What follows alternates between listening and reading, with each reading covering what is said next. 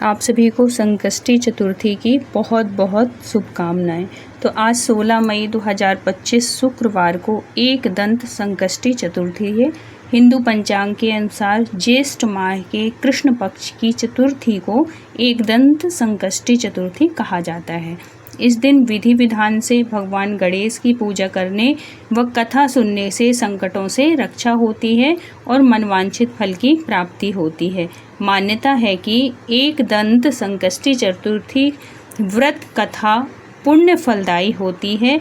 इसको पढ़ने से और सुनने से बहुत अधिक फल की प्राप्ति होती है। तो इसकी कथा या तो आप पढ़ें या कि सुने, चाहे आप व्रत रखें या ना रखें, इसकी कथा ज़रूर सुननी चाहिए।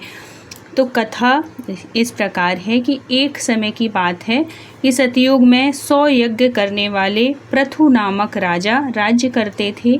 उनके राज्य में दयादेव नाम का एक ब्राह्मण रहता था। वह वेदों का बहुत ही जानकार ब्राह्मण था।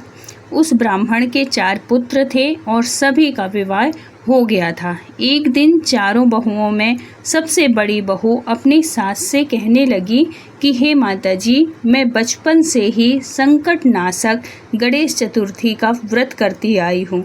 कृपया मुझे यहाँ भी चतुर्थी तिथि का व्रत करने की अनुमति दे दीजिए।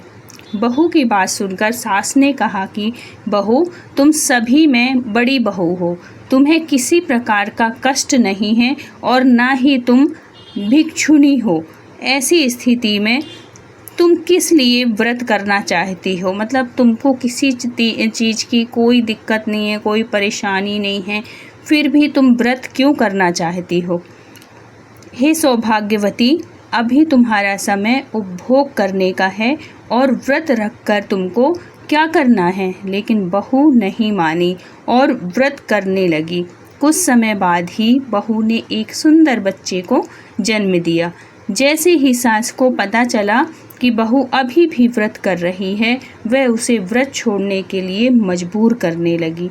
ऐसा करने से भगवान गणेश थे वो नाराज हो गए। कुछ समय बाद उसे पुत्र के बेटे का विवाह तय हो गया। विवाह के दिन वर का अपहरण हो गया। इस अनहोनी घटना से शादी के मंडप में खलबली मच गई। सभी लोग परेशान हो गए कि लड़का कहाँ चला गया, कहाँ गया, कौन ले गया।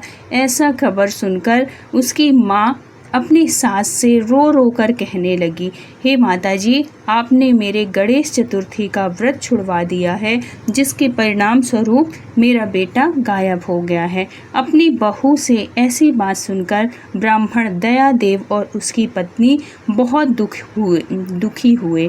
साथ ही बहू भी दुखी हुई। पुत्र के लिए दुखी पुत्रवधू हर महीने संकट नाशक गणेश चतुर्थी का व्रत करने लगी।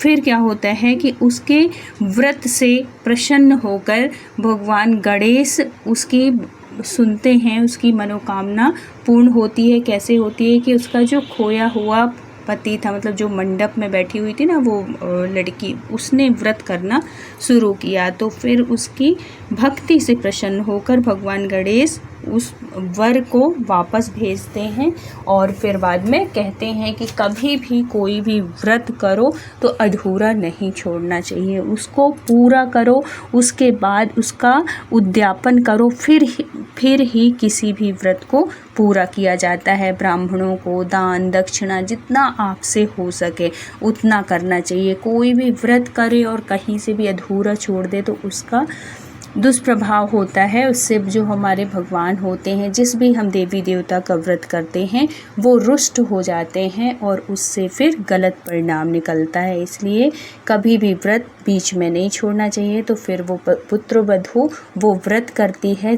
सास ने बताया कि मेरा ये व्रत ऐसे छूट गया है। तो फिर वो जो बहू थी वो कहती है कि माँ जी, अगर ऐसा है तो मैं आपका व्रत पूरा करती हूँ। भगवान गणेश मेरे ऊपर कृपा करें और मेरे पति को वापस भेजें। कुछ महीने में ही कुछ ही व्रत उसने किया था और उसका जो पति था वो वापस आ गया। फिर बड़े धूमधाम से उसकी शादी गलती होती है और फिर वो बहू आजीवन के लिए भगवान गणेश का व्रत करने का संकल्प लेती है और बहुत खुशी खुशी उसके घर में खुशियाँ आती हैं और बहुत अच्छे से सब कुछ होता है। तो भगवान गणेश ऐसी कृपा सबके ऊपर करना, और कभी भी जाने अनजाने अगर कुछ गलती हो जाए, भूल चूक हो जाए तो उसके लिए भी माफ़ करना। तो अगर कथा कहानी अच्छी लगी हो तो प्लीज़ लाइक शेयर और सब्सक्राइब करिएगा। मिलते हैं फिर किसी धार्मिक कहानी सत्य घटना के साथ। जब तक अपना ख्याल रखिए, अपनों का ख्याल रखिए। राधे राधे,